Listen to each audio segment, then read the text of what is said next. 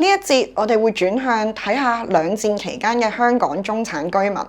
點樣將英國身份定義做一種擁戴普世價值嘅國際視野。呢一種國際視野啦，甚至係講到英國身份係跨越種族界限嘅講法，又點樣喺二次大戰嘅時候受到考驗？兩戰期間嘅香港其實開始出現咗一啲唔同嘅公民組織啦，譬如話1919年咧，香港成立咗一個俾九龍塘嘅中產居民為咗推動政府發展九龍基建公共事業成立嘅一個所謂壓力團體——九龍居民協會。1930年亦都有由美國嚟到香港嘅扶輪社啦，咁我哋知道佢哋嘅會員好多都係白領中產人士，佢每個禮拜會聚埋，跟住大家傾下有啲咩職業交流啊，甚至乎點樣可以提供社會慈善嘅服務。1936年，香港亦都成立咗一個新嘅組織，叫香港優生學會，其實即係而家家計會嘅前身。咁優生學會入邊有嘅會員咧，除咗婦科醫生之外咧，其實亦都有律師、社工、公務員，甚至傳教士。佢哋嘅目標咧就係要透過幫社會低層嘅婦女提供避孕方法，去解放華人婦女。呢啲組織嗱，你聽到咁多個例子，都會知道佢哋有好多唔同嘅宗旨、唔同嘅活動。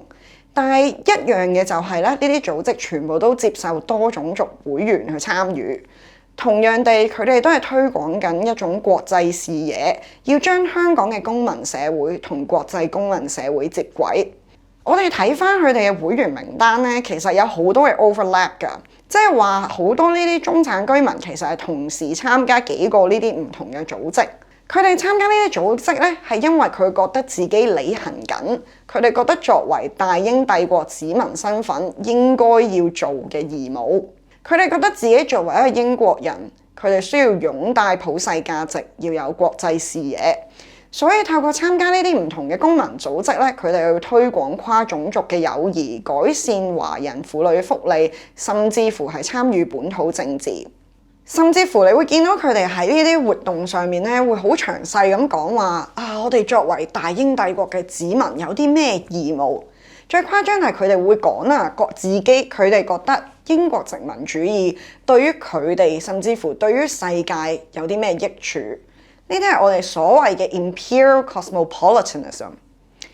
報章會廣泛報導佢哋會議同埋活動。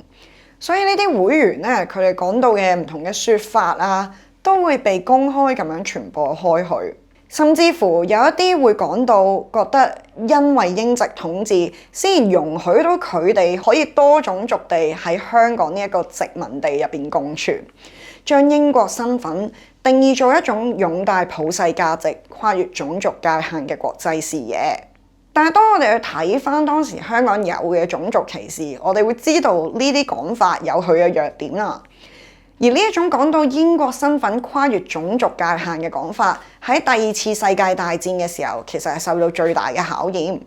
早於香港淪陷之前，殖民地內嘅香港非白人英籍居民，其實已經開始質疑究竟政府有冇真係當佢哋係英籍人士咁樣去看待同埋照顧。特別喺1940年6月尾嘅時候，因為日軍喺華南沿岸嘅活動，港英政府當時宣布咗一道疏散令，宣布將香港全數嘅英籍白人婦孺要疏散去澳洲，以防日軍真係打到嚟。但係當時喺香港好多嘅英籍華人、歐亞混血兒同埋土生葡人就投訴啦。點解政府只係為呢班英籍白人着想呢？佢哋一樣都係交咁多嘅稅，一樣對殖民地都係有咁大嘅貢獻，但係政府就淨係保護呢一班英籍白人婦孺，呢一個係活生生嘅歧視。到1941年12月8日，日軍正式入侵香港，聖誕日港督楊慕琦投降。喺香港淪陷之後，香港大學停辦，有好多學生咧就冇得返屋企。特別係港大入邊啦，有大概1/3嘅學生都係海外華人學生，好多都係嚟自馬來亞嘅。咁佢哋有咩做咧？好多就想走返去中國內地，避開俾日本統治。咁啱呢個時候，港大有一個醫學院教授叫黃國棟 （Gordon King），佢呢個時候亦都喺香港嘅戰俘營偷走，想去重慶啦。喺佢偷走去重慶嘅時候，佢遇到一部分呢一啲嘅港大海外華人學生啦，見到佢哋好無助，因為佢哋係海外華人嚟㗎嘛。其實佢喺中國內地係冇屋企人嘅，佢唔識任何人，冇好多嘅錢啊，佢哋唔知應該點做。當黃國棟見到佢哋咁無助，佢好想幫佢哋，所以黃國棟成功去到重慶之後咧，佢就同喺重慶嘅英國大使搞咗個援助計劃。去幫助一班想逃離日治香港嘅港大學生走難去到中國國內一啲唔係日軍控制嘅地區，幫佢哋轉學去當地嘅大學度繼續讀書。呢個援助計劃其實好全面嘅。呢班學生除咗唔需要擔心學費之外咧，當時佢哋係政府係向佢哋更加提供咗助學金去幫佢哋生活啦。更加重要嘅係佢幫呢一班學生咧，仲係組織埋一齊嘅，所以提供咗一個好大嘅向心力。而英國政府對於呢班學生嘅援助，亦都令到呢班學生咧對政府增強咗呢個信心，令佢哋加強咗自己對於英國身份嗰個認同。同一時間，港大有另外一個教授都係醫學院嘅教授，叫 Lindsay Wright， 賴廉士。佢亦都喺香港咧逃離咗戰俘營，佢喺曲江一帶，即係而家嘅韶關，建立咗英軍服務團 British Army A Group。英軍服務團咧其實係一個喺華南地區，特別喺香港同埋澳門運作嘅一個情報組織。喺呢一帶，佢哋收集情報，嘗試去營救喺香港入邊嘅人，同埋偷運一啲藥物同埋物資去到集中營同埋戰俘營入邊。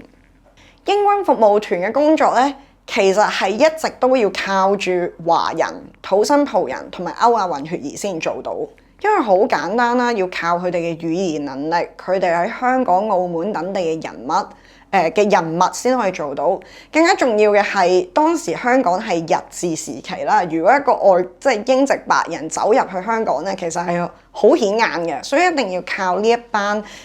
華人、歐亞混血兒、土生葡人先做到呢啲嘅工作。因為賴廉士佢本身係港大教授啦，好多港大嘅學生同埋畢業生咧就加入咗呢個英軍服務團。於是乎，日治時期嘅香港雖然唔再係英國殖民地，但係呢一班華人、土生葡人同埋歐亞混血兒同大英帝國嘅聯繫，透過住佢哋喺英軍服務團嘅工作，並冇減少到，甚至係增強咗佢哋同大英帝國之間嘅聯繫。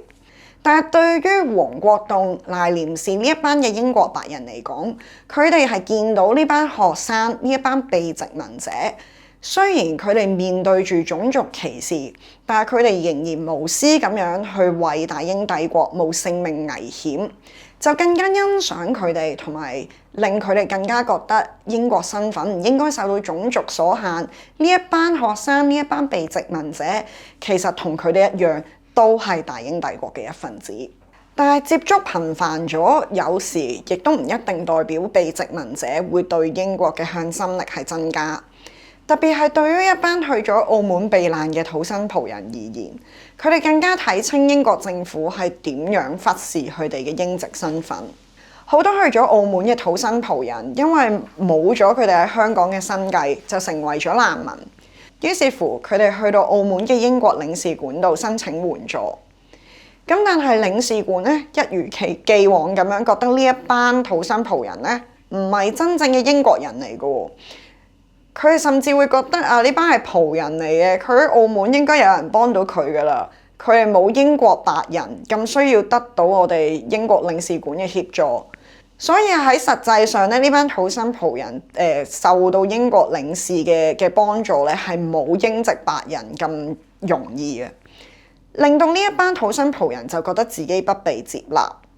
呢一個亦都係點解而家我哋睇翻啦，大部分嚟自香港嘅土生葡人咧。其實佢哋已經唔再住喺香港㗎啦，佢哋住咗喺其他國家。喺50、60年代，香港嘅土生葡人有一個移民潮啦。當移民潮嘅時候，佢哋諗我哋搬去咩地方咧？